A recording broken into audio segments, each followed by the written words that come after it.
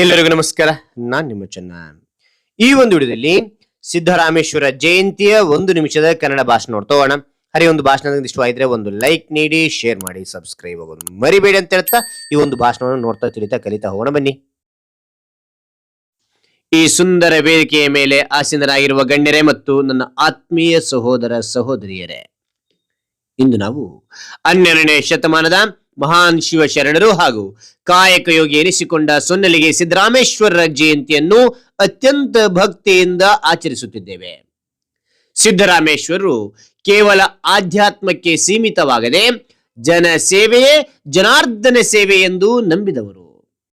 ಭಕ್ತಿಯ ಜೊತೆಗೆ ಸಾಮಾಜಿಕ ಕಳಕಳಿಯನ್ನು ಮೈಗೂಡಿಸಿಕೊಂಡಿದ್ದ ಇವರು ಸೊನ್ನಲಿಗೆಯಲ್ಲಿ ಬಡವರಿಗಾಗಿ ಕೆರೆಗಳನ್ನು ನಿರ್ಮಿಸಿ ಅನ್ನದಾಸೋಹದ ಮೂಲಕ ಹಸಿವು ಮುಕ್ತ ಸಮಾಜ ಕನಸು ಕಂಡವರು.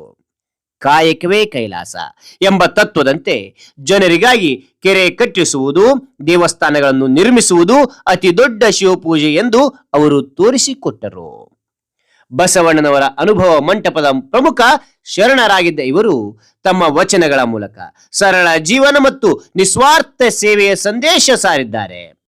ಅವರ ಈ ಜಯಂತಿಯ ಸಂದರ್ಭದಲ್ಲಿ ನಾವು ಕೇವಲ ಅವರಿಗೆ ನಮಿಸುವುದಷ್ಟೇ ಅಲ್ಲದೆ ಅವರು ಹಾಕಿಕೊಟ್ಟ ಸೇವೆಯ ಹಾದಿಯಲ್ಲಿ ನಡೆಯೋಣ ಎಂದು ಆಶಿಸುತ್ತಾ ನನ್ನ ಮಾತುಗಳನ್ನು ಮುಗಿಸುತ್ತೇನೆ. ಎಲ್ಲರಿಗೂ ಸಿದ್ದರಾಮೇಶ್ವರ ಜಯಂತಿಯ ಶುಭಾಶಯಗಳು. ಜೈ ಹಿಂದ್, ಜೈ ಕರ್ನಾಟಕ. ಹಾಗಾದ್ರೆ ಈ ಒಂದು ಭಾಷಣ ಅಂತಕ್ಕಂಥ ಇಷ್ಟವಾದ್ರೆ ಒಂದು ಲೈಕ್, ಅನೇಕ ವಿಡಿಯೋಗಳು ಪ್ರೋತ್ಸಾಹ ತುಂಬಾ ಸಿಗುತ್ತೆ. ಇನ್ನೊಬ್ರಿಗೂ ಶೇರ್ ಸಾಧ್ಯ ಅಂತ ಅನೇಕ ವಿಡಿಯೋಗಳ ಚಾನಲ್ ಸಬ್ಸ್ಕ್ರೈಬ್ ಆಗಿ. Thank you for watching. Bye.